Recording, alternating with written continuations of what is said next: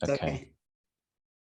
Great. Well, hi there, everybody. Thank you very, very much for joining us for the next series of talks together for Ukraine. And we are so honored to have with us here today, Oksana Vakhil.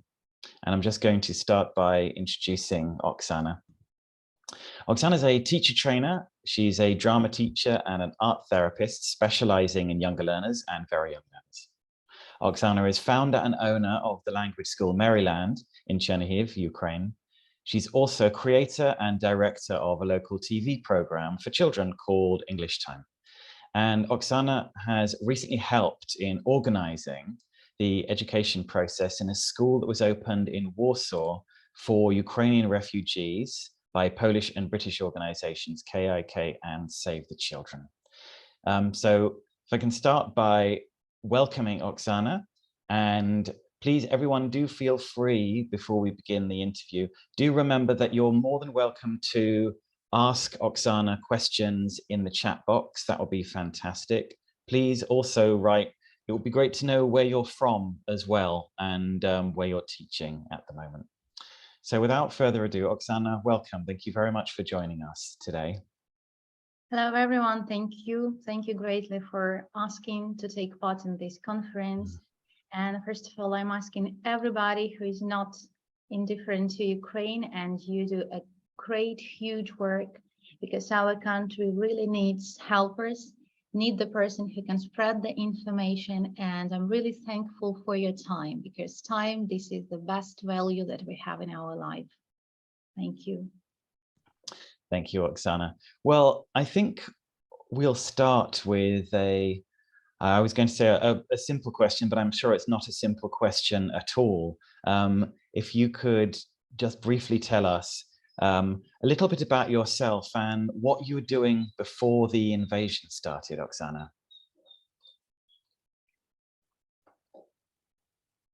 Ooh, what has happened? Where has Oksana gone? We've lost her, I think. This was not part of the interview, I promise. Let me just see. Okenya, do you know did you hear like a little sound that it normally makes when people leave? You didn't hear anything, did you? No. Okay. All right. Well, here she comes. She's there. She's in the waiting room. Yes, there. Yeah, she's here. I've just admitted her. Thank you. Oh, let's ask her to unmute. Yeah, I'm coming back. You see, I suppose that Russian invasion doesn't want me to talk today. No, they no, don't want I'm you to talk here. at all, do they? Clearly. I'm here for sure. I Good. would come again for thousands of times, but would talk to the world about our situation, about our powerful teachers, and about our great desire to learn, never stop, to share, to help, and to support everybody in any case. In the shelter, out of shelter, in the Zoom, out of Zoom, we will survive and talk, for sure. Thank you, Oksana. So just before your internet went off or whatever happened, no, I was going to ask you, can you tell us a little bit about yourself and what you were doing before the invasion started? Yeah, it was a great pleasure. So I'm from Ukraine, and now, I don't know how can we say in such a way, but what the war gives to us, it gives an importance for every Ukrainian to realize what unbelievable country we live, what a tremendous country we live. And I've never been so proud to say that I'm from Ukraine like now. And when I say such a phrase that I'm from Ukraine, I feel the energy, I feel my roots, and I'm happy to be here and to tell you about Ukraine, about myself, about my little Ukraine. Because, thousands, millions of people who are now all over the Ukraine, they can say, I'm from my Ukraine. Because actually, every one of us has its own story, has its own life, and we have got a common story and a common life. And I would like to thank everybody now here who is not from Ukraine, because it's so valuable for us that you found the time, that you're interested in it, and moreover, not just interested, but you really help us. And because of you, Actually, because of your great help, because of your humanity, a lot of our children, a lot of our people, they became refugees. Firstly, we did not like these words, but now refugees for me, they are persons who are loved by others, who are loved by other countries. And thank you for feeling that refugee is not a cruel word. It's a word that we are heard, that we are cared, and that we are not indifferent. So I live in my Ukraine, and actually it's a sweet and lovely small town, Chernihiv, that is near Kiev. And it's a very calm city. It's not noisy. And there are a lot of families who take care about the education of their children. We have got a lot of private schools, a lot of English private schools, and actually learning English was very popular in our country and in our town too. And here I was able to alive my dream, to organize a school where I can teach English through art. Can I share the screen? I try, but I cannot do it. Let's make sure that you can. A little bit. Sure. Thank you. And I opened school for children where we teach English through creative movement, through art, through music, because I am a mom of 2 children. I had my young teens. This is a son of 13 years old and a daughter who is 10. And actually 13 years old, I had a dream to create an English class for my son, where he would speak English with enthusiasm like his mom, and who would get acquainted with learning like with a super journey that is full of excitement, interesting activities that would show them that the life is brilliant and interesting. And so because of my actual children, I opened a school where we united families who love learning, who are eager to take part in education process, who are eager to make the world of children merry and full of happiness and just interest events. And we taught children through 18 months till the 9th graders. We had a group of adults, and we had actually near 600 students before the war, and we opened an alternative school for the first graders, where we had 8 students who started to go to school at Maryland. Also, I was learning the process how to teach young learners.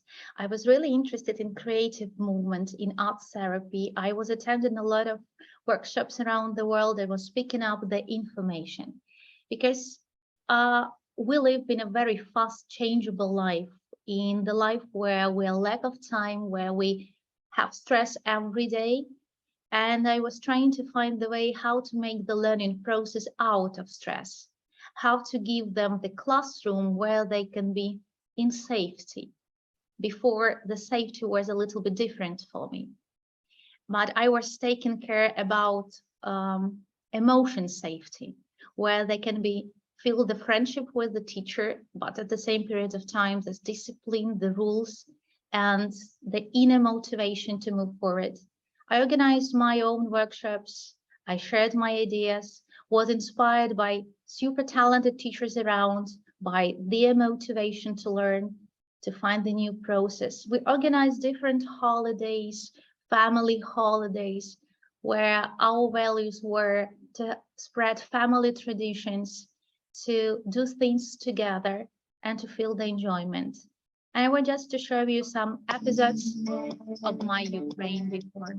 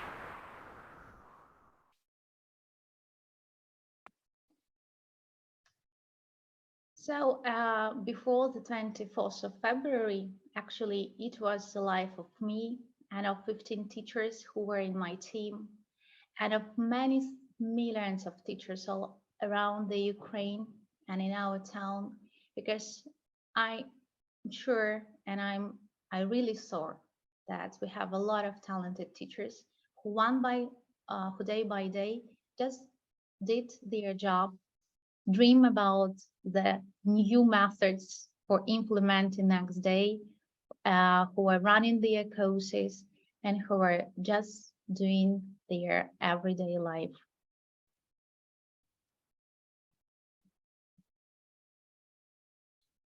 Thank you, Oksana. That was quite a moving video. Thank you for sharing that with us very much. So this is, as you were saying, what was happening before the invasion, as your video demonstrates. And can you tell us where you were when the invasion started and what you did at the time? Before the invasion, it was just the end of February, I was running the course called S, and I was going to pass a TKT exam, Model 1. And as everyone teacher, I know that you're going to recognize yourself now. We, especially the founders of schools, we lack of time, we deal with a lot of business things, and the learning process, it comes tonight. And I remember that I took a day off, and that night I planned to learn everything for one night. And I remember that I was calling my good friend Natalia Zachinska, you know her, she actually gave you an interview, and Yes. she is an outstanding teacher, and she's an unbelievable person. And actually, we wrote messages to each other. She gave me some tips because she had a super course how to prepare for TKT exams. And actually, we were discussing the TKT and we were discussing the situation in Ukraine. Because of course, we heard the news, we heard about some predictions of the war. But as for me personally, I did not believe in the war at all.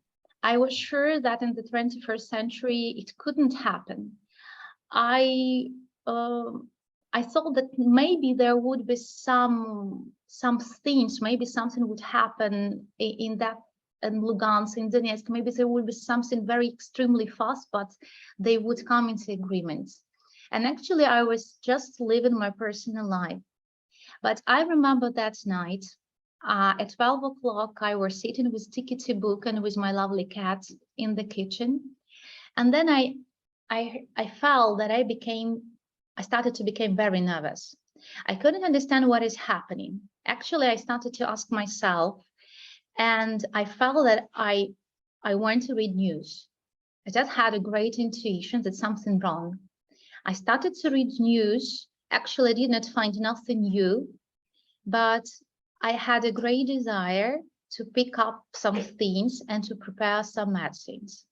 I started to talk with my husband, who also believed that everything would be fine. We even made some arguments about that, and he just asked me to go on to learn TKT and just to mind my own business and stop reading those horrible things, and or better just go to sleep and to have rest. My kids were asleep. I started to hear the snore of my husband, but I could not learn TKT and prepare for exams or sleep. I went to the kitchen, I opened my cupboard and started to pack my suitcase. I found medicines that I had, I found documents, found money.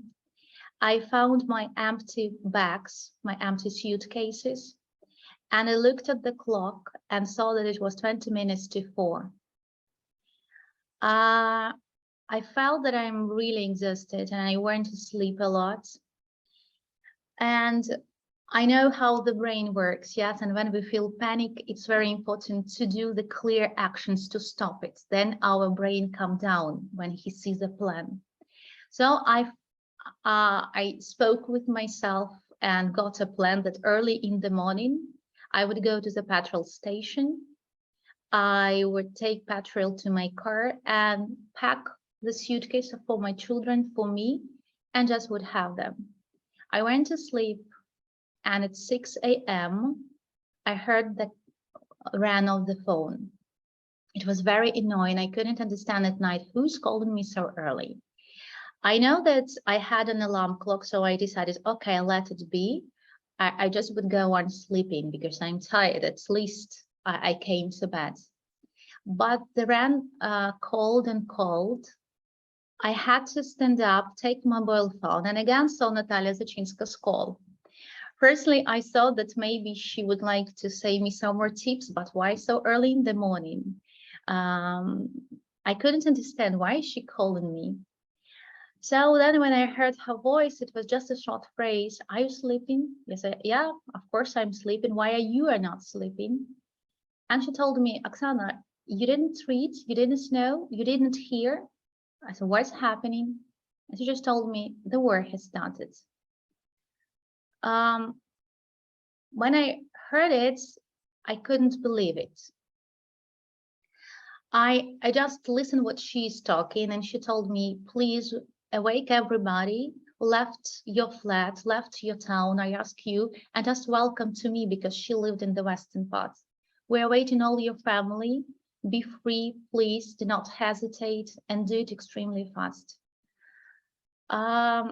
You know, I didn't hear these words. It was like a melody for me, because my brain, it started to think what to do. And I realized why I was so in panic. And I realized that I had to be with cold mind. This is the one possibility. I had a son, he's a teenager. And actually all the time before, he was talking to us, to husband, what are we going to do if the war will start? All the time we told him, we are adults, we would decide, we would solve the problems for you. You just learn, please, and listen to us, what would we say? And now the moment has started, what adults would do. I awake my husband. I saw that he was really messy. He couldn't believe. And I asked him to wake up my daughter and went to awake my son. I made a great mistake. I awake him with words that the war has started, like I heard from Natalia, and it was a huge mistake. He started to panic. He didn't hear me at all. He was crying, he was shouting. And then I was shocked how my husband awoke my daughter. She just said, sweetheart, time to wake up. There are some problems in the border. Everything is in safety now. You are in safe place, but we need just to change our place to be in safe for future. I just looked at him, stared, and said, oh, so just who is better teacher, my husband or me, with such a big experience? I started to shake my son, because I read before that if the person lost his mind, we just need to do some strong motions to stop him. I would say just everything is okay, just pick up your things, and we're going to leave and to move to a safer place. I gave them these empty suitcases, asked to pack them, and then I was a little bit surprised, like every person in Ukraine, I suppose, what was in this pack suit later. We went to the car, and then I heard another calling in a flat, and I saw that my team is calling me. And I was shocked where they told me. They say, Oksana, are we going to go to the work today? That moment I understand what a super people I have around me. People who found in the news about the war, caring about the work, caring about their students. And I felt guilty at that moment that while packing my suitcase, I forgot to call my team. You know what an interesting thing has happened. But they called me, do we need to go, or what to do next? I was thankful to God that I was able to give them salaries before, because I had an intuition that we had to do it before. And actually, I could freely say them that, no, you are minding your families. We are writing to all the families that today we're not working, and we're just minding our lives. Then I remember that long queues, long, terrible queues when we cannot take any kind of petrol. And of course, in the car, there wasn't enough of it. I remember the people, the long queues in the shops. It was awful. And when we went to our parents and they lived nearby, it was just 15 minutes from our town by car. And we saw a small petrol station, and it was not, there were not so long queue, and we were able to take it and just went to my parents. While driving, I just made a call to mom and asked her, please pack your suitcases. We're going to safer place. And my brother, who lives in Kyiv, he was going to join us too. When I went to my parents, I saw my mom, who has packed suitcases. Then I saw my dad. I saw his eyes, and I understood that plan wouldn't work. He just looked at me and tell, where are you going, my lovely? We live in Ukraine.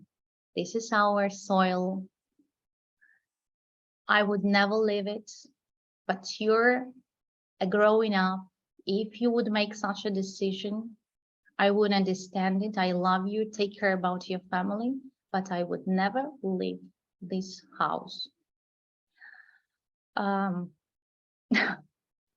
closed the baggage reclaim, and I understood that I can't leave them. I can't go and just leave them. And so we decided to stay here. And I realized that now we have to go to the shop extremely fast to take care about the food, because it's a war. We do not know what is going to be next, what is happened to be next. I remember that, you know, humorous things when we went to the shop and when my mom was hesitating, should she buy the oil of bad quality or not? Maybe she can buy it later. I was just looking at her and realized that she can't understand that the war has started. They think that tomorrow everything would be fine. They would decide it as fast as possible, and millions of us thought like that. Then we heard explosions. It was the most terrible things in my life, especially the heard explosion. It was the quietest that we heard. But at that period of time, we heard that it's very noisy and it's very harmful.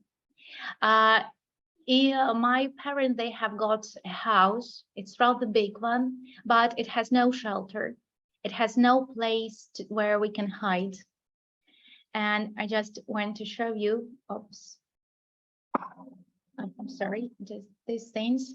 But we had a lovely hall, and there are my kids and my brother's children. So we were 11, and my cat and the dog of them. We were hiding in the hall, or we were hiding in the bathroom that you can see here. And we were sleeping in the hall, and we were sleeping in the bathroom. So during 1 month, we were dreaming to sleep without trousers and without socks. And we were just dreaming to stretch our legs and our hands, because we were sitting in sitting position. And I could not sleep at all at night, because I always was scared that something would happen and we would just be sleepy and we wouldn't be able to react. So all night I was just moving, looking, listening, and early when the lights appeared, when it was starting a new day, I could sleep a little, but it at the beginning. But when the explosions came, we were just hiding. Their electricity has gone. We didn't have gas. We didn't have heat. We didn't have food in the shop at all. But what saved us that it was a village. And in the village, there are a lot of cows, there are a lot of chickens. So we had eggs. The life has changed, greatly has changed. And the values, at that period of time, you do not think about food even. You do not think about electricity at all. It's not a problem. It's not a problem that you are not taking a shower, you are not taking a bath, It's not a problem at all. The one thing that you are praying is just to be alive, and just that your parents and your granny, they would have a new day. I had a granny, I'm lucky to have it still, one lovely woman who is 82 years old. She's so energetic, she's so strong. She always, when I call her, she always said that I'm super, what about you? I'm okay, what about me, what about you? And she lives nearby in the village that is just 15 kilometers from. And Russians came to that village. One day we didn't have any connections with them because they took their mobile phones, and it was very scary. It's the hardest thing when you do not understand what would be next, when you do not understand what is happening there in a 5 kilometers. We have a chat with my teachers, and I see some of them here, and I'm really happy to see them here. And it was very interesting to see the gradation of these chat messages. The first thing it was, how are you? Everything would be fine. We are strong. We would survive. Just smile. Some smiles to each other, some support, some videos. Then, when there were explosions, we have sentences, I am alive. How are you? I am alive. Later, we gave only pluses to each other. That's all. We didn't write nothing because especially those one who stayed in my lovely town, they had the horrible situations because they were just hiding, heard huge explosions. A lot of town, 70% of it is destroyed. And we were just praying and were really scared when we didn't have a messages from some people of 1 or 2 or 3 days. It was the most difficult things. And I just want to show you my town from our news. How did it look like and what has happened?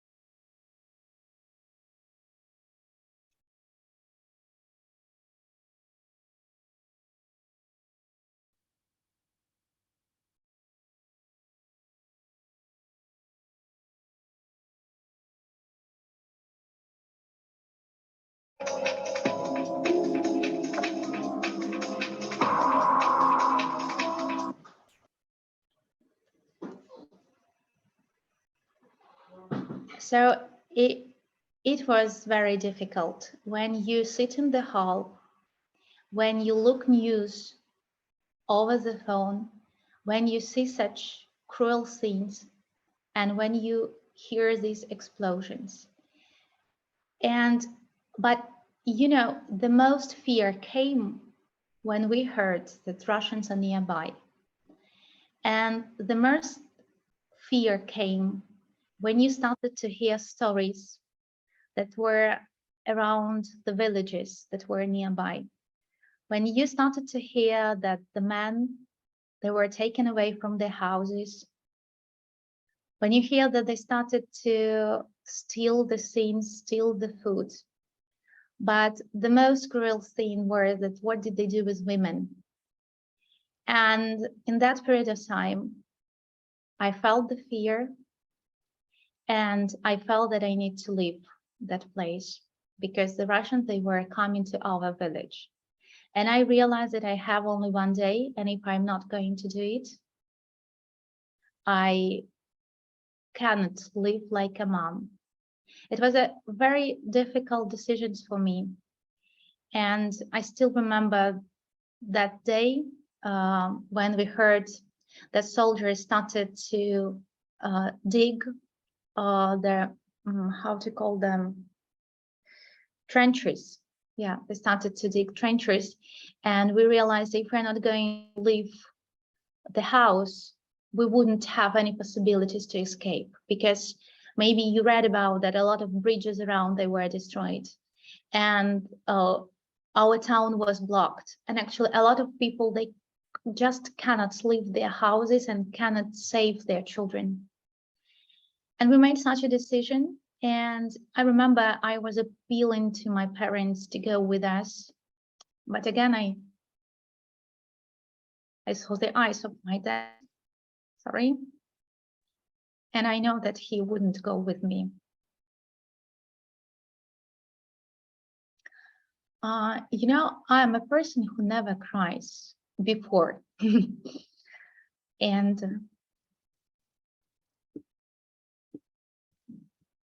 But at that period of time, I realized that we can cry for 2 days without stopping. If we're talking about our people. We left the house, we took my lovely cat with us, and we went early in the morning because we cannot turn on the light. It was very dangerous. We have to move, and all people who left their towns, their houses, they did it early in the morning where they can see the path, but when they can avoid turning on the lights. We went through the forest, through different paths, because it was dangerous to move through the roads. But I'm thankful to God. It was a very peaceful journey. We were scared, but it was really peaceful. It was really quiet. We had no accidents at all, but we heard about missiles that are around that just turning to the right, to the left. It was really dangerous. As for me, I was a little bit shocked when we went to the petrol station in Kyiv. And, you know, such a detail when we went to the toilet and we saw the toilet paper. Because in the places when you are blocked for 1 month, you do not have anything. You do not have medicine, you do not have food, you do not have toilet paper, you do not have a toothbrush, you do not have a toothpaste, you had nothing. And of course, we're not ready for the war. We didn't buy a lot of things. It was just one toothpaste, yes, one shampoo, one soap. And for me, you know, I remember the time when I bought a cup of coffee at the petrol station. Oh my God, it was the happy moment in my life when I was standing, holding the cup of coffee from my previous life, smelling this taste, hearing the smell of hot dog that was cooking. I was looking at my kids who were dirty because we didn't have the possibility to wash because no electricity. And the road that we went away, I was standing just in dirty trousers, but the green one with a bright color, in the jacket of my mom, but with that lovely cup of coffee, and looking at the sun and saying, wow, it's alive. It's a breath of life. It's absolutely no difference what trousers are you wearing in. It's absolutely no difference what jackets have you got. It doesn't matter that you did not have toilet paper in the room. What is matter? It's to hear the heart breathe, the heartbeat of your native, lovely people, and just having a possibility to see the sunshine. This is the values of life. This is the value of life. And I'm just thankful for the war, maybe for these things, to realize that we spend our time, we are worrying for stupid, silly things that have no value at all. Absolutely no. Every day it's about enjoying the company of your people. It's about enjoying yourself. It's about quietness that is so lovely, that is so peaceful. And actually our life is for doing our mission, for doing the things that we really are for this world. And actually at that time I realized that if I am alive, if I see the sun, I'm for doing something, but for doing something important, not for doing something silly. Every day is valuable. Every day is about something. Every day we have a message, or a message to rest because we need a resource for doing something tomorrow, or a message for doing. This is a division for me nowadays, rest and do, but not just some kind of so silly things. And then we went to the western part. It was one more tricky thing for us because as you know, there are a lot of refugees who are around the Ukraine, and I just wanted to show you.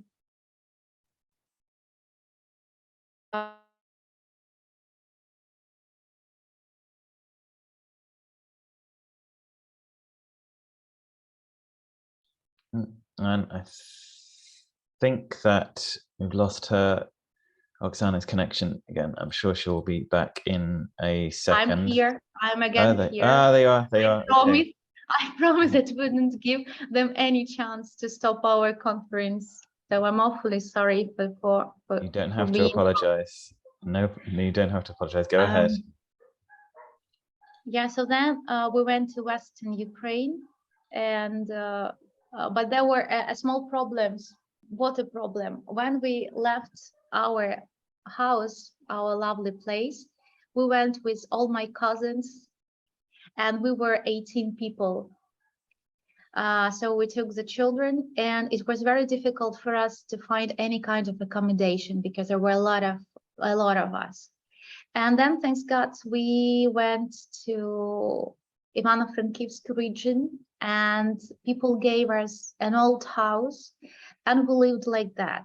So 11 people in one room, where children were slept on the beds, we were slept on the chairs.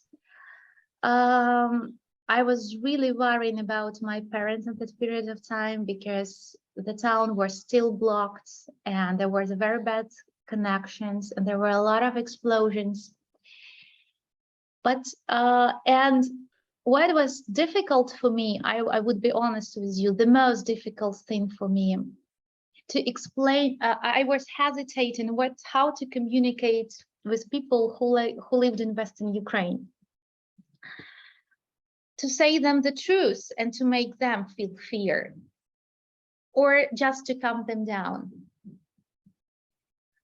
Because when you were in that place, when you heard, when you saw, when you lived that, and then when you came back again to the peaceful life, you are changed inside. You are not the previous one. You could not hear this, just the phrase that everything would be okay. It does not work. It doesn't work. You want actions. You want clear actions. You want to hear what would be okay. Okay, how can we protect ourselves? I was moving around that town and I said, there is no attic, there is no shelter. How can I protect my children here? Okay, I left my parents. What would I do next? There is no place. If this horror would come here, what can I do? And then when I came here, I again had a call from Natalia Zachinska. You see, this is my super angel at that period of time. And she told that there is Evgenia Tararova, a very super teacher, lovely one, who organized a conference, who united English teachers for earning money for Ukrainian soldiers. And she asked me, are you going to join? I remember that I was sitting in that house. I didn't have internet connections.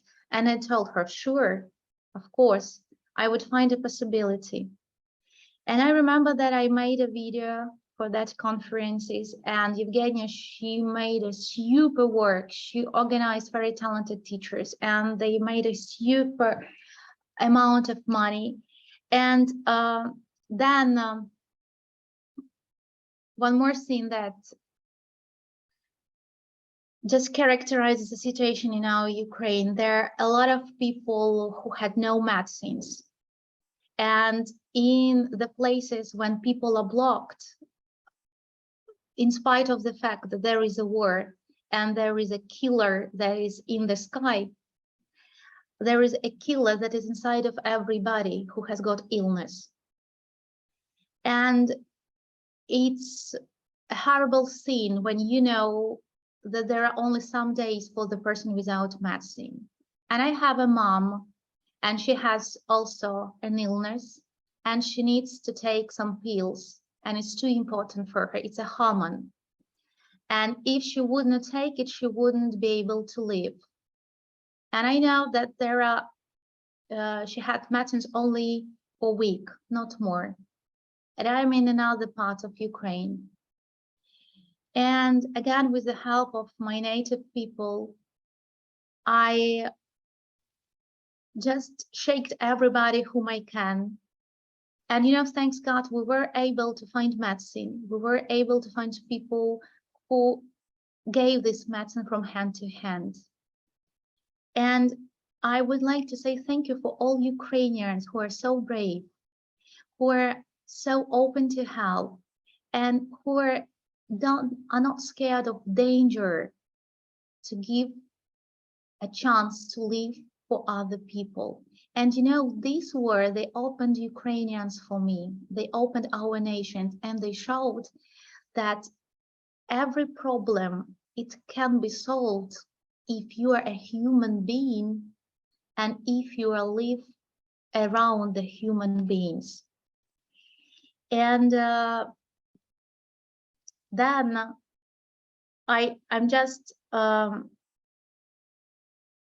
would like to thank all people who are, in spite of their tiredness, still help people who need medicines and who just spread it. And then when I did it, when I gave medicines to my mom, and when I understood that everything is fine with her, when I had a call in from my granny that the Russians went away and that she is alive, I realized that I cannot help my people being in this territory now. I cannot help being in such circumstances and such conditions. I cannot earn. I do not have a good internet connections. I cannot have lessons. I can do actually nothing. I lost my energy. And I made a decision to go to Poland and to left my husband. We had a talk with him, and we made a decision that now, if I am in safety, he can help our parents and come back to them. And we made such a decision that I left Ukraine, took my children, went by bus, and he came back to Chernihiv to my parents. And so, Oksana, that's what I was going to come on to next. One of the things that you and I were talking about was the school that you were involved in Poland. And am I right in thinking that school is for Ukrainian refugee children? Yeah, it was absolutely another period of my life. And actually, when I left Ukraine, I remember the time when I was sitting in the bus, and I just still remember when you were staring at the window and just thinking, why, where, and what is next. But I really felt I had an intuition, and the war proved me it, to believe in my intuition. But I felt that I need to do it. And actually, why I went to Poland too, because when being a teacher and giving conferences around the world before, I gave a workshop in Hungary. And I would like just to show you, sorry for coming back. This is what period actually when we went. I had this Tonia Bochinska. Maybe you know about her, maybe you heard. She's an owner of Early Stage. It's a very big and popular English school in Poland where there are more than 42,000 students.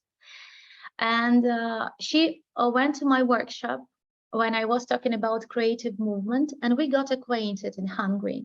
Then I went to her bookmark, and I was shocked by and surprised looking through their books that her mom wrote And her mom, actually, she's an owner of that school, and she's a super author who feels children anxiety, who she wrote unbelievable material. And I just like a teacher who, if you're a teacher of young learners, I just recommend you to get acquainted closer with them, because it's a real source of very interesting material who are about relationships, about interesting things about the movement too. And we made a decision to organize a conference in Ukraine, where I asked her to welcome to Ukraine. But then, because of COVID, we replanned it. And when the war has started, I actually received the message from her. When she asked me to go to Poland, she promised to help. And every day I received her messages with asking, how am I, and just why I'm still there. And she invited me to Poland. And when I came to the Western Ukraine, I remembered about her. And actually, I wasn't going to live in Poland. I had my husband's sister. She lives in Cyprus for 6 years, and they also invited us to them. And I realized that the sea, this is the best medicine. And actually, I'm addicted to water, and this is my energy. And I realized that after such things, maybe that place would be the best one for my children and for me. And I decided to go to Poland because of the airport. And I made an agreement with her that I would come, would have some days, and would go to Cyprus. Tonya, she just asked me, just stay for 1 week, just calm down, then a clear decision would be. She met me at the air station. I still remember when she was running, and we were driving in her car. And I remember when I see the picture of the town, and actually I never been in Poland before. I dreamt about it. You know, an interesting way, dreams come true, yeah. But I couldn't see the town, and I was scared of every noise. I was scared of tram sounds. I hate the ambulance sounds, the fire station sounds.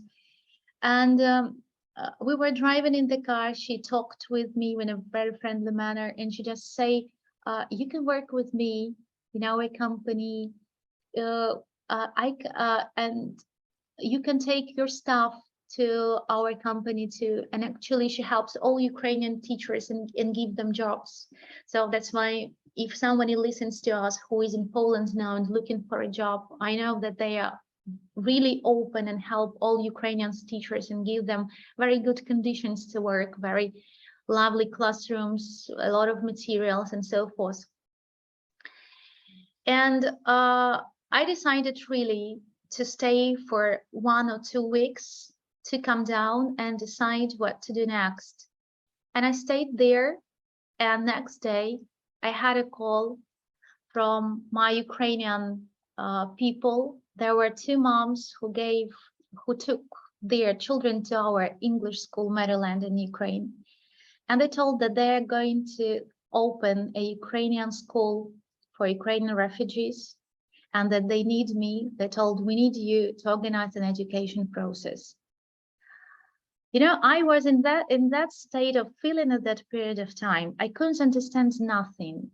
I just want to sleep. I just want to hug myself and to freeze. I wasn't ready to hear any information about the school, about nothing. My heart was broken into, I don't know, millions of pieces. And they told me, they just have rest, and you, this is a very good people around, but we really need you. I remember that I asked Tonya, what does she think about it? She even found who was those Polish people who help us. And she says, Oksana, they're super people. I know all of them.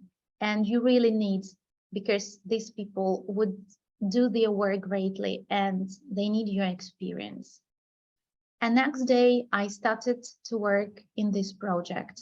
So what was it? There was a super Polish company, not company, it's a KIK, it's a Catholic organization who understood and realized that there are so many Ukrainians in the Poland and they need Ukrainian school. They need people who can teach them in their native language and who can lead them into Polish society step by step, very gently and very accurately. They found a British organization, Save the Children. I think that maybe you know about that. It is a whole big organization who helps all children around the world after the war.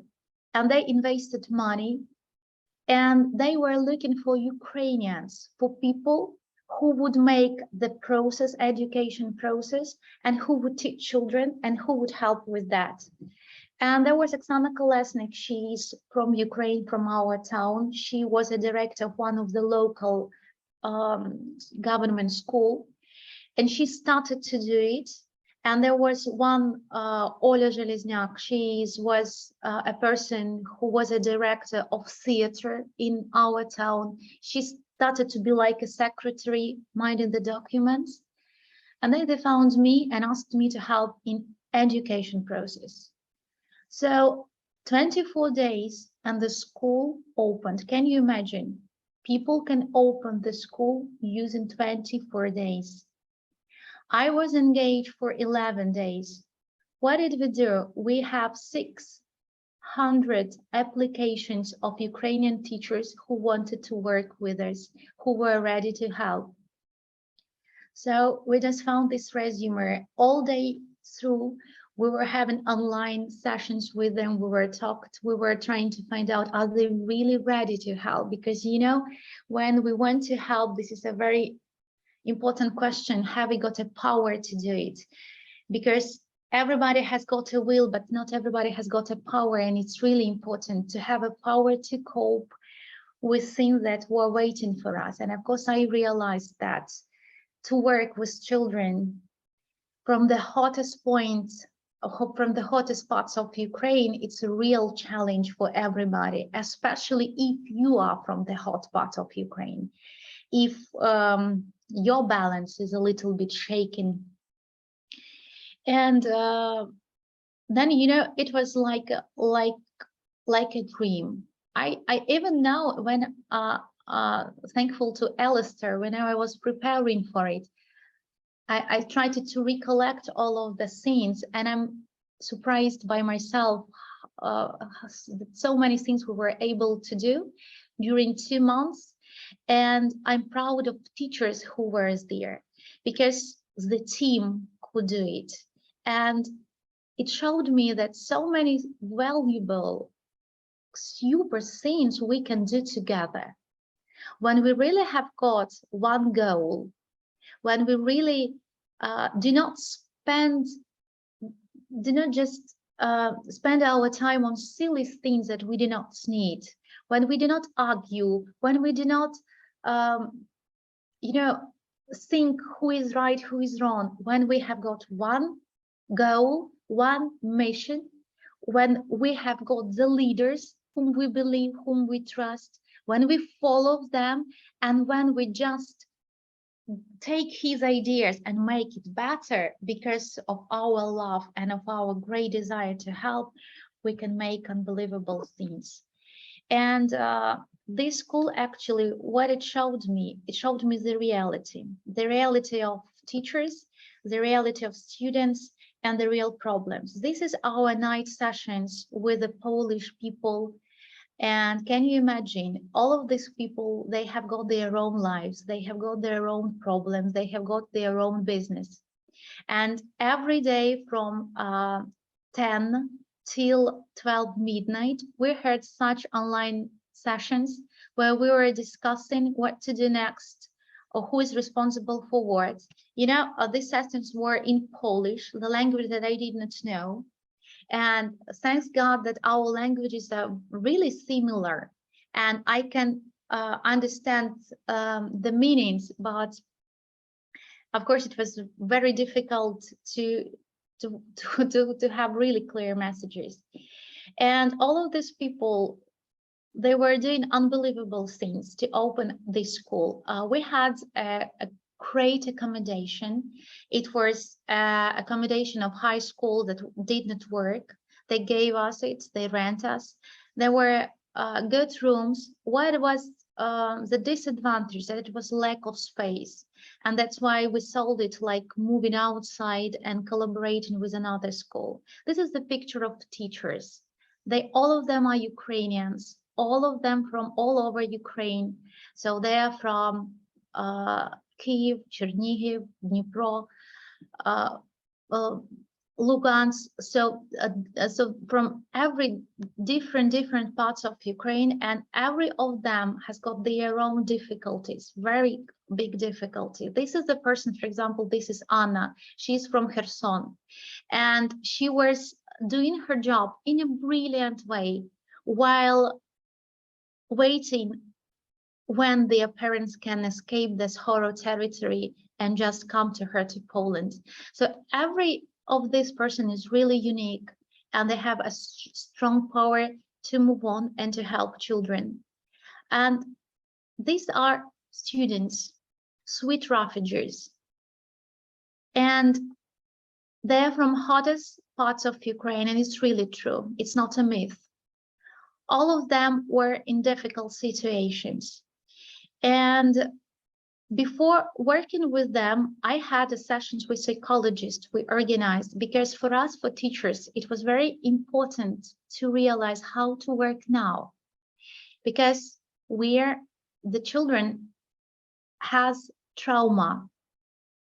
And for us, for teachers, especially, I know that more of you are working with Ukrainian children. And it's very important to realize, what is it to work with children who have trauma? How is it to work with a colleague who has got trauma? Because it's like a label now. It's not a disaster. We can cope with it. There are a lot of recipes how to do it.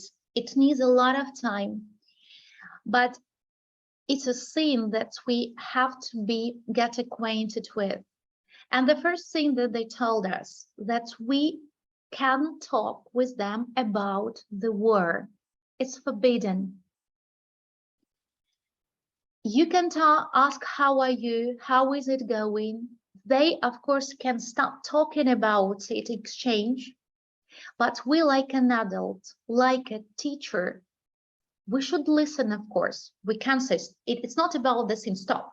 We are not talking about it with you now. It's about gentle understanding. And then you say, aha, okay, I see. Did you have a cat with you? Did you have a dog with you? What train did you go? So you're just starting to ask very general questions, changing the focus, and slightly, but with the help of different questions, you come them back to the topic of the lesson, or talking about natural things, about the weather, about the sights, about the clothes, whatever, but not about the war. Why? Because people, children who has got trauma, they have got big feelings, emotions inside. Like, when I was talking about my dad to you, yes, I was sure that I'm not going to cry, but no, I cried, because this is a bag that you open. And we should realize, when we're talking with such children, with such teachers, they have got their own bag full of emotions, full of trauma. And we cannot just open it. We cannot just open it. When you ask personal questions, when you go deep here, we open the sacks of emotions.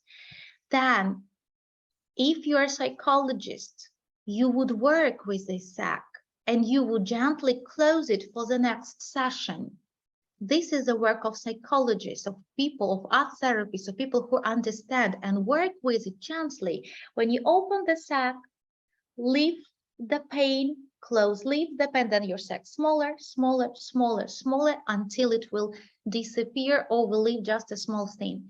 If you're not a specialist in this sphere, if you do not understand, you open this sack, you go away, and person have to cope with all of these feelings, of all of these fears again. And very often, especially children, They have not got a power to cope with these feelings by themselves.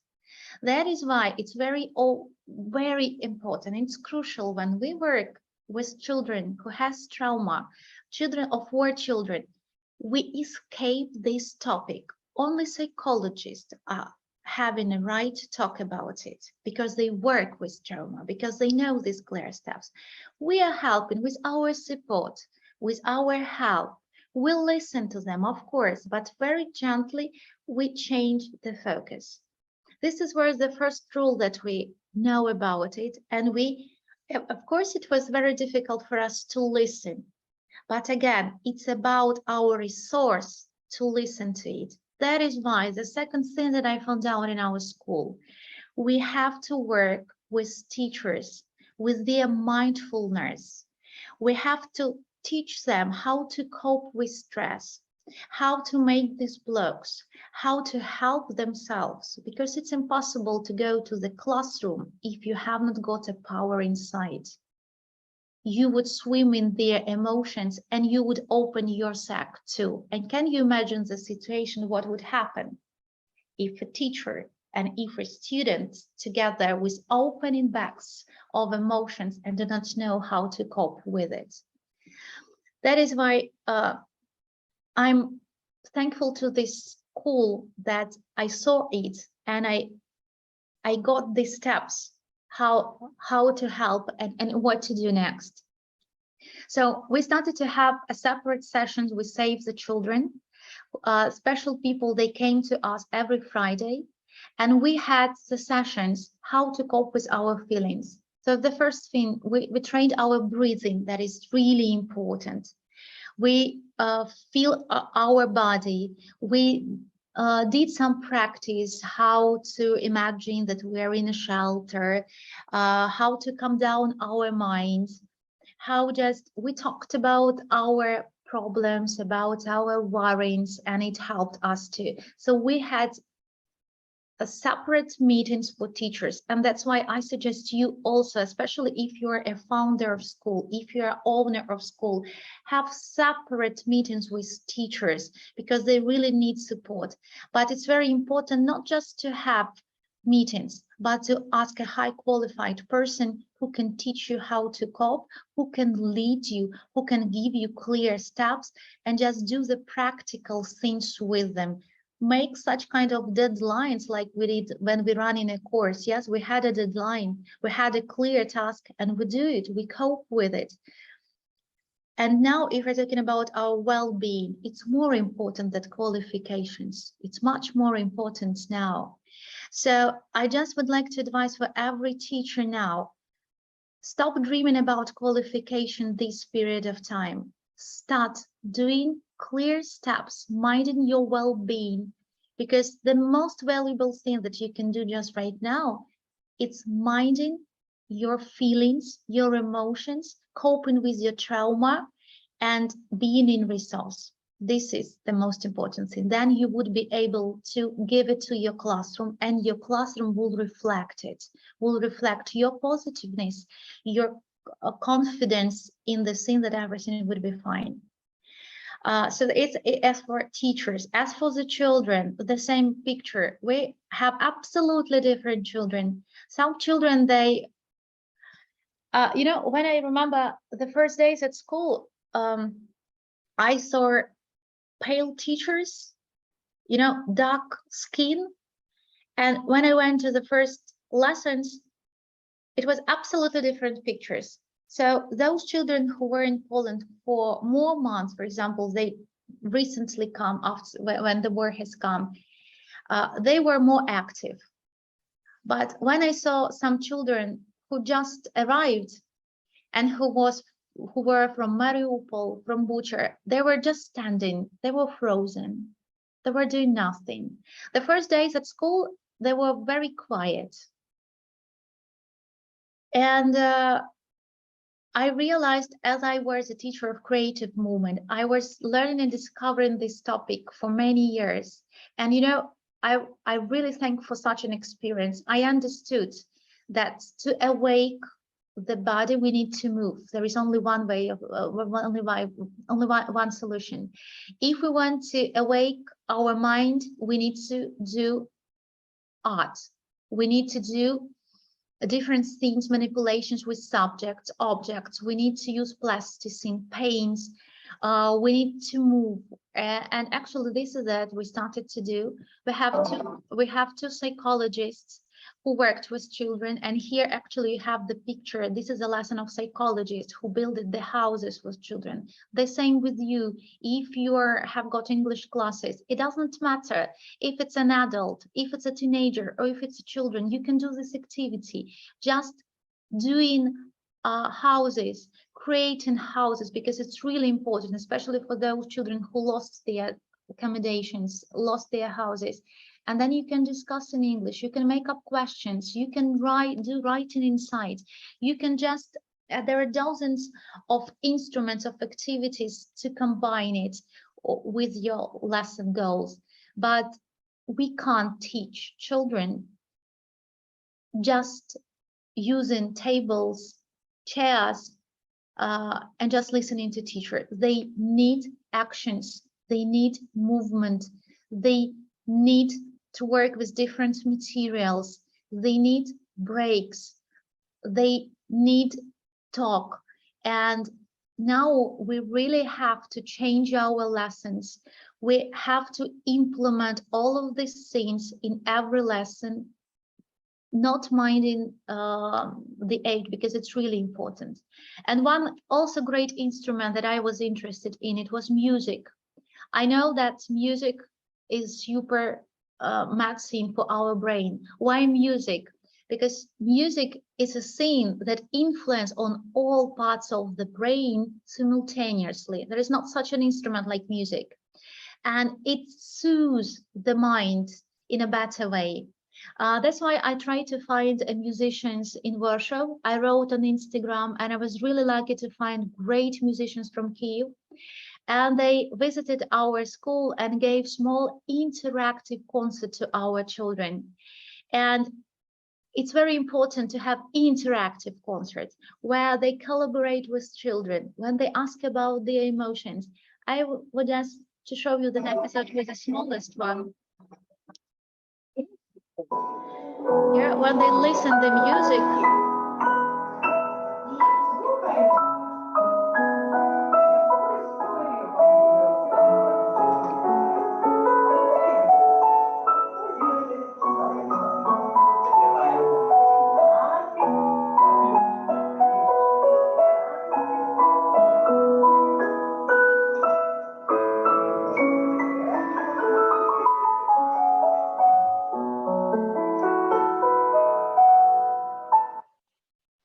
Now, can you imagine what a wonderful lesson, a wonderful English lesson can be if you can just start it with the music?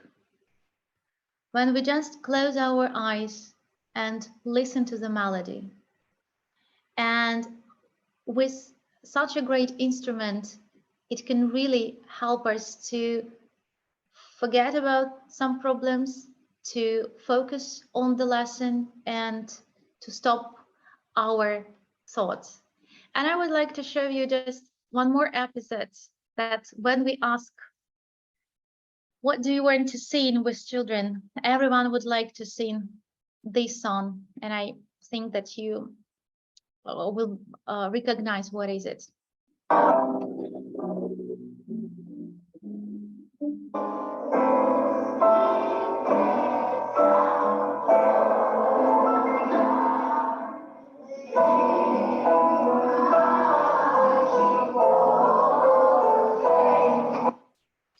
Yeah, just our Ukrainian hymn. And, you know, I was really surprised when children just walking around and singing it. And, you know, what were done with us?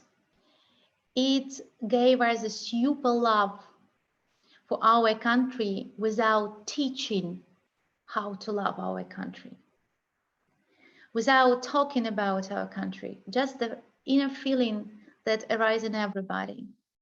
And then you saw that we have different guests in our school, and there was the first lady who came to our school, and we were so touched that she had a talk with our students, a very pleasant, calm, soft talk, where she gave them pieces of advices how to collaborate with friends, how to get acquainted with Polish culture. We had dozens of people who came to our school and asked and just suggested their help. And actually this school, it showed me that there are so many people who are open, who are ready to help, and that these were just showed us that we have a tremendous power, everybody of us, if we just do not close inside, if we would just open the window, look what's happening around and help everybody like he can, just a smile, just a support, just a message, just a tip, just a recommendation. Everybody has a value, everybody can help, everybody can stop it because of the peace that can come to all the person and just influence on our world. So that is the experience of this school, and actually we have millions of interviews for different channels, and it helps us to spread the information, and it asked a lot of psychologists to help us. And what is super seen that when they Save the Children, they saw our enthusiasm, when they saw the work of our teachers, when they saw the changes of our students, because as I told you, firstly, they were frozen, but then from day to day, they started to be more active. Then just after 2 weeks of great work, we heard the noise in the hall, super. Then just some weeks ago, we started to have discipline problems, and we say, yoo-hoo, they are living again, everything is okay. They wanted to escape lessons, they wanted to run to the shop, they wanted to fight with each other. We were happy to see these problems, you know. We looked at these problems from absolutely different point of view. We realized that it's not a problem, it's alive. Wow, actually, it's a live problem, and we shouldn't be scared of them. We should just cope with them and be friendly with our students, talk with our students, and just move forward using one goal with our students. Oksana, I'd like to ask you something, because what's amazing, one of the things that's amazing about what you've been talking about is that you've covered, I think, the topics to talk about in the interview, which is fantastic. And what I wanted to touch on now for a second is what you mentioned about well-being, because well-being is something that I'm based, as you know, in Buenos Aires in Argentina, and teacher well-being is something that slowly but surely is becoming more important. But I want to ask you for a second about that, because on the one hand, teacher well-being in your context is quite different from teacher well-being in our context. But what really struck me about what you're saying is that teacher well-being is not simply an idea of making sure you're not working for very long hours and you're getting paid properly and things like that. What you're saying is that it's also about how a teacher copes in the classroom and outside of the classroom. And Oksana, you said that you had some specific training in that. Is that right? Somebody came to the school. Yeah, moreover, when I left the school, because I realized that now it's time for myself, I started one more course in the USA, online course that calls Mindful Teacher. And I started to learn this topic deeper. And if we're talking about well-being of Ukrainian teacher, and actually I suppose that it's a well-being for every teacher. It's actually about our resource, about our feelings, about our emotions. This is the main important thing. And actually, if we forget for a sec that we are teachers, and if we remember that we're a person, we're a human being. For every human being, it doesn't matter what kind of job are you doing. the most important thing to feel comfortable wherever you are, to feel personal comfort. It means that I'm not scared, I'm in safety, I can talk with you, I can say my thoughts aloud, I'm not scared that I would have block, that can be true, I can be honest, I can just feel myself comfortable, that's it. And every person has got his own kind of problems in life. Yeah, the relationship with family, relationships, the lack of money, all our troubles all around the world. The lack of, for example, the flat where we live is not comfortable, we live with our parents, the neighbors are very noisy, the friends are not very friendly, and so on and so forth. And everything influence on us, on our well-being, on our feelings, and we became irritated, or we became tired, or we became aggressive, or we became lack of confidence. We're different. For every person, it influences in different way. Of course, if we would dig deeper, it depends on our relationships, being a child with our parents. How was we treated? Are we confident? Can we say what we think? It's about how we are open for new things. How can we solve the problems? But all of these things, they are influence on a person. And then we are taking this and we remember that we're a teacher and we have got classes tomorrow and we should go to the children.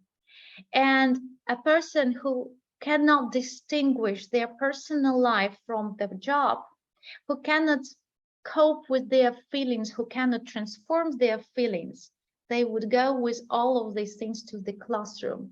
And then all of the things that irritates him, for example, just some misbehavior of the children, some noise, they would irritate so much that he would react not in a proper way, not like for the child. And he can be a super specialist in his sphere. He should have he or she can have a lot of qualifications. He can speak brilliantly, yes, but in the reality, in the real situation, when he meets the problem, he cannot cope with them correctly. Why? Because he cannot cope with his feelings and with his emotions. He hasn't got this knowledge how to do it. That's why I'm sure that, first of all, if we're teachers, we should learn, we should be a psychologist. We should learn how to cope with our feelings. And the first step, how to cope with our feelings, we should firstly realize what feelings do we have? How do I react? What has helped me in my life? What has irritated me in my life? What are my next steps? How do I regularly react and why? This is the most important questions, why. And then everybody has his own situations. And when you understand it, you started to help yourself, to refresh yourself. You started to learn the brain, because this is a brain knowledge that is really important. Yes, about the focus. We cannot focus for a long period of time. And this is a very good, interesting researchers actually. Maybe you heard about it, that earlier ago there was a scientist who created a special machine, like a helmet for himself. He put it on the head to avoid any kind of noise and troubles, to be totally focused on his work. And then his research showed that even if we block ourselves from any kind of noise, for 50% we disturb ourselves by ourselves, by our stupid, silly thoughts that are knocking to us and stop us from doing the thing that we want to focus on. That is why, but when we know this brain thing, when we know about the thing that every day we have got 60,000 of bad thoughts that are knocking to our head, and when we know about this fact and we stop them, and we can focus totally on the work, what we do, without judging it, just absorbing and sharing, then it would help us to have absolutely another learning process and absolutely another classes. So well-being of a teacher, for me personally, it's about consciousness of our feelings, of our emotions, of our body, of who we are, firstly, like a personality. Who am I? What do I like? What my talents are. Am I an energetic teacher who needs movement, who needs to change activities, who likes pair group work, who like to move around, to play humans also first? Or am I a more gentle person who needs quietness, who wants a slow temper, who needs, for example, a deep conversation? Yeah, it's really important. And then the age that you would choose because of for your personality time would give you enjoyment from your work. Enjoyment, it's, as for me, when do we have enjoyment? When there is a puzzle of our personality and of a thing that we do, then wow, we have an enjoyment. We're in our right place. This is it. We do. It drives us. It gives us a harmony. It gives us happiness. When our personality cannot join the thing what we are expected to do, we have irritation, or we have got just the desire to stop it. We think that it's not our place, but most of the time, unfortunately, we do not think that it's not my place. We think that we are not right, that something wrong with us, and this is the biggest problem. And in spite of the facts, to open ourselves, to breathe, to enjoy, to have rest and enthusiasm, we're curled ourselves, we're bending down, we're going on to this work, becoming shorter and shorter and shorter, and attend these workshops and cannot realize what are they talking about, what kind of enjoyment, what kind of activities. And this is just because of that, that for me, if you are in that state, stop attending these things, dive into yourself, realize who you are, what are your interests, what is your passion, find your stream of workshops, because today our world is full of them. There's thousands of variety, talented, super teachers who are really great leaders to follow. But it's very important to realize who is your leader, or what sphere would you like to develop. And then when it's your interest, when it's your talent, you would find these activities, of course, that would make your lessons more brilliant, more interesting. But again, being in the classroom, you have to remember about well-being. It's about our brain, that our brain cannot work without stopping. Our brain needs breaks.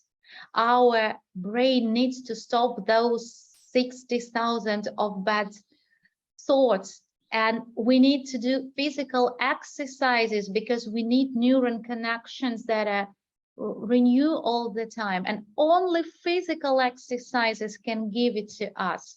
Of course, we can dream about it forever. We can eat cakes, we can drink liters of coffee, dreaming about energy, but we wouldn't get it until we would go to the gym or to yoga or Pilates or whatever, or riding a bike. It's up to you. It's up again to your personality. And another one more thing that I opened for myself, it's meditation. It's also a cool thing, because what meditation does, it soothes our mind. It's rechanges the structure of the brain.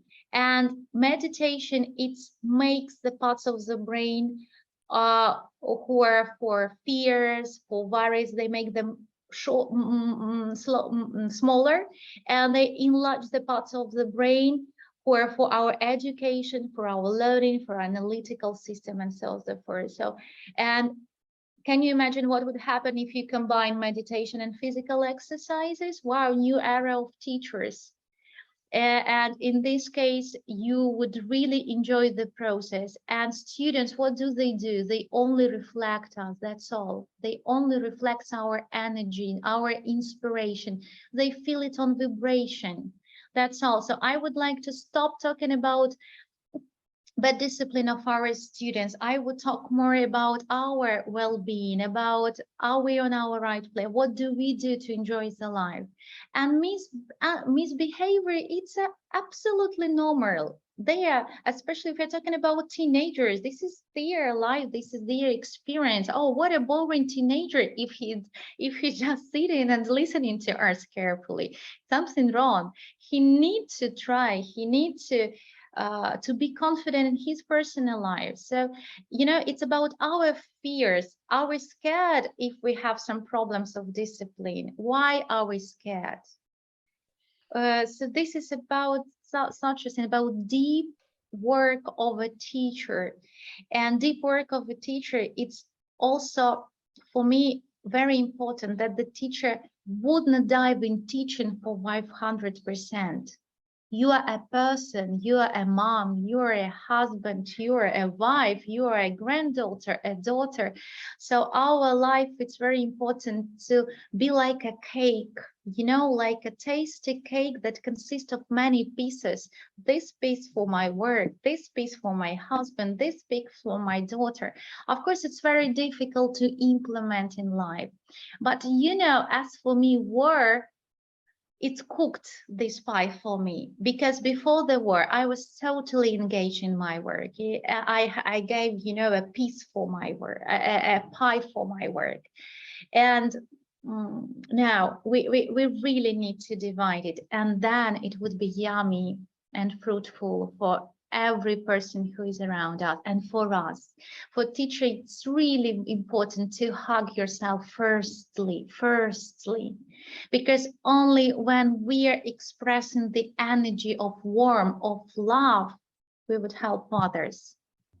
So this is my well-being. Oksana, I've literally written down a page of quotes of things that you've said today, and I'm not sure which one to share on social media first, but one that I really love that you've just said is about students only reflect our energy.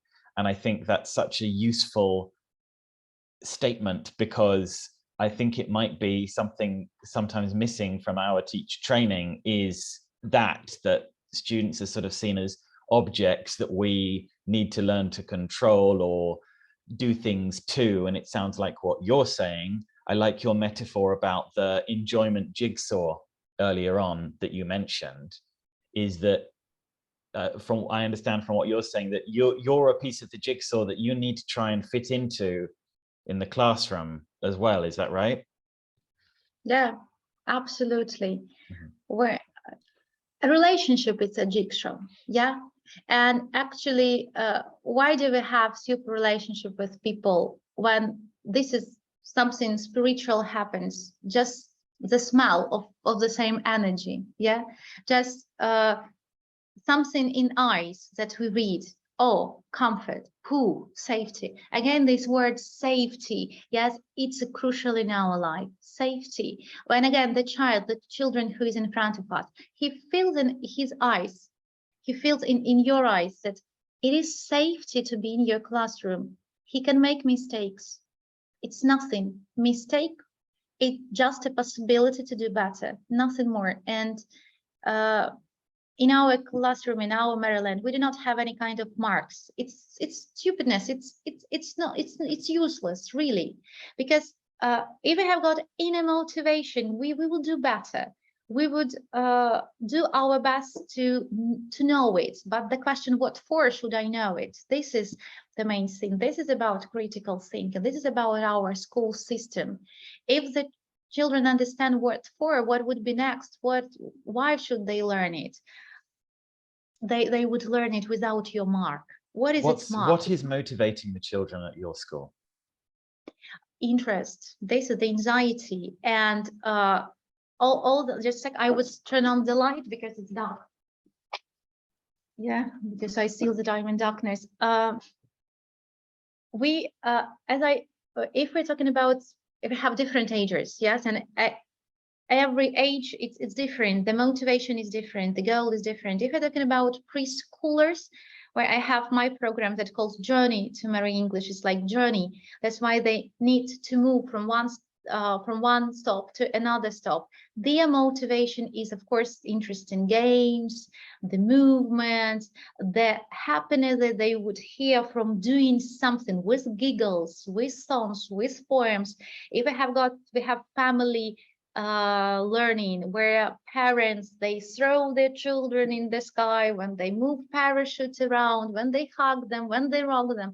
Of course, how children wouldn't love such a lesson when the nearest people are nearby, when they discover the world together. If we're speaking about preschoolers of 4 and 6 years old, when they're doing their lessons by themselves, of course we do something like a candy, as if we show them something bright, something sparkling, and give them opening the will to open this candy.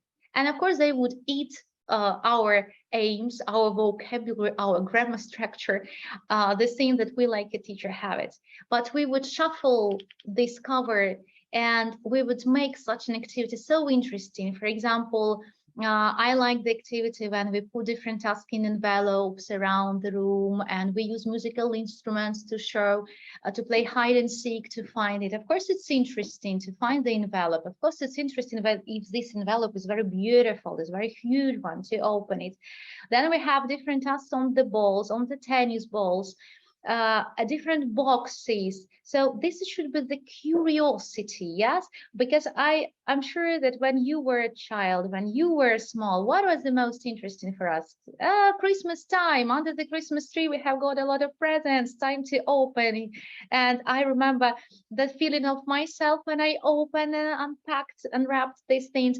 And it's a super feeling being a mom when you hear these steps of your children who are starting to unpack these things. So this is curiosity, the main important thing that just lead us in the lessons. If we're talking about primary students, the same, still curiosity is the energy to pull them from one activity to another one. But here, of course, we have to be very structured. We mind about the literacy skills. We should start thinking about reading skills. We should learn them how to work with the textbooks too. But nevertheless, we are not diving into the learning process. We still teach it like a game again, but it's very natural. It's not about like a clown sings ho ho ho, yes, ban something unnatural. No, it's a natural talk between the teacher. He should be very open, frank, sensitive, and then the student just enlarge your company. It's like when we talk with our nephews, yes, when we talk about our children, we are natural, yeah. That does not come back home and say, ho ho ho, I'm coming, where are you? Yeah, what does he use? He uses a usual tone of voice, but he gives the warmness, he gives his love, he gives the real understanding, the real desire to hear, and communication. This is the center.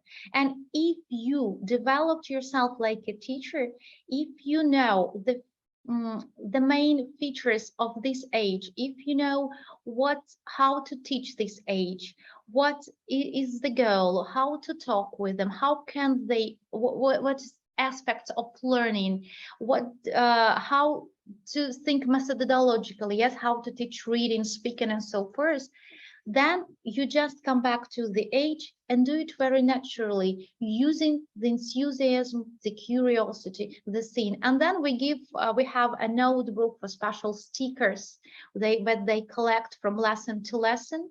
And this is a vocabulary stickers. We create a special notebooks where, for example, if we're learning the farm, there is a page like on the farm, and they collect cows, sheep, and different. So, and at the end, they have got a super book of vocabulary that they've learned. So it's like, again, like a journey, what would happen next, what sticker would I take a new lesson. If we're talking about secondary school, of course there are strict rules. This is a discipline too, because these guys, they have to learn how to learn, and they will have got a home task, but again, relationships is a clue, is the key, because again, we need to understand, we need to talk, but we need to show them that You have to. There are some things that you have to. We give examples from our personal life. We do not want to wash dishes, for example. We do not want to wipe the floor.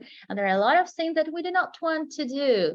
And I understand you, it's boring for me too, but we have to learn these rules. But let's think, how can we make it interesting? What would happen to you? We ask questions a lot from our students. We take their feedback. And you know, very often we are very surprised because they can give us a lot of interesting ideas, and we're eager to use them if it's possible. And what helps me to in the primary, for example, in the secondary, to teach grammar in an interesting way, we use different interesting posters to teach grammar. When we made some envelopes where we close the formulas, when we open, we recollect, we remember, they have their own grammar books with some hidden pages. Again, there should be some interesting things, but nevertheless, we're starting to learn them, to teach them how to learn and how to cope with difficulties. We're talking about them, that person with a superpower. It's a person who can cope with difficulties. It's a person who has got a great will inside. That's why he knows that it's boring. Yeah, he knows that there are so many other interesting things to do, but he has got a great will to cope with it. And we emphasize on such a thing, on the superpower of people. But of course, again, we're minding that attention span of our students not so long. We change the activities very often. We use movement again, because movement gives an oxygen to the mind. It helps students not to be bored, to be engaged. We made a lot of pair work, a lot of group work, to change, because now we have got a clip thinking. Yeah, we would like to watch Instagram, we would like to see the advertisement that extremely fast. So again, we like teachers should do it, but of course mind the balance. And it should be not every lesson. I did, for example, interesting lesson, then coming down like a heartbeat. Yeah, then we would do some routine work. I'm awfully sorry, we are down, but very soon we would go up. And then again, to give them some interesting kind of lesson, or a holiday, or moving outside and have a lesson. Because, for example, in Warsaw school, we did like that. When our students were very difficult, they can vote for outside lesson, for example, but after outside lesson, they need to go down and do some routine work. So something like that. So Oksana, you've just given us like 10 minutes of amazing younger learner teacher training. In 10 minutes, you gave us about 100 different ideas. That's fantastic. I feel like the last 10 minutes of the interview, I should put on a separate video or something. Thank you very much. Oksana, I'm going to ask you to, I'm just looking at the time, and we should probably wrap up. Sorry for talking so much. On the contrary, I'm sure that everyone here would agree that we could go on for at least another day. But I just want to ask one question from the chat box that Claudia has asked. She's asked, how can we support you? Thank you for such a question. You know, I'm thankful to God that a lot of people supported me. Dozens of people supported me. Millions of people supported me. And personally, me, I did not need it. I'm thankful for that course Mindful Teacher that gave me a great support inside. I'm praying for having family, and this is super support. But I know that you support each other if you support yourself. So I just would like to ask everybody of you to mind and give your support to yourself. Then we would be ready to cooperate together in every SAC if we would have a new goal or a new task to cope and to do it. So, and you know, that session supported me for giving me the view that my experience is useful and that I can exchange the share. and I can go on this machine of sharing. You know, this is a cool thing, machine of sharing. And it's very important to have people who are turning it around. And until we do it together, but of course the one person cannot do it. And it's super when we work like a team, giving this handle to each other, passing it. And actually this machine will help and survive the world for sure. So thank you.